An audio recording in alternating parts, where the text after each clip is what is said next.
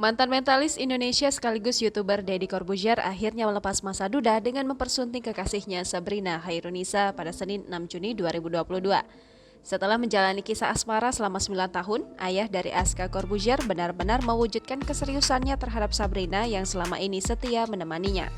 Gus Miftah menyebut Deddy memberikan seperangkat alat sholat dan emas 66 gram serta uang tunai untuk dijadikan sebagai mas kawin untuk Sabrina. Menikahi gadis pujaan hatinya, tentu saja Deddy Corbuzier memiliki alasan mengapa ia mencintai perempuan kelahiran 19 November 1992 itu. Video wawancara podcast bertajuk Sedih Dengerin Endingnya Tapi Kacau yang mengudara di kanal YouTube Deddy Corbuzier pada Rabu 26 Agustus 2020 lalu. Kepada Jeremy Teti, ternyata Deddy mengungkapkan memang telah merasa serius dengan pilihannya untuk menikahi Sabrina sejak lama. Deddy bahkan ingin merasa bahagia menikah dengan kekasihnya itu. Selain itu, Deddy juga mengungkap bahwa alasan lainnya ingin menikah kedua kali lantaran ia ingin memiliki anak perempuan.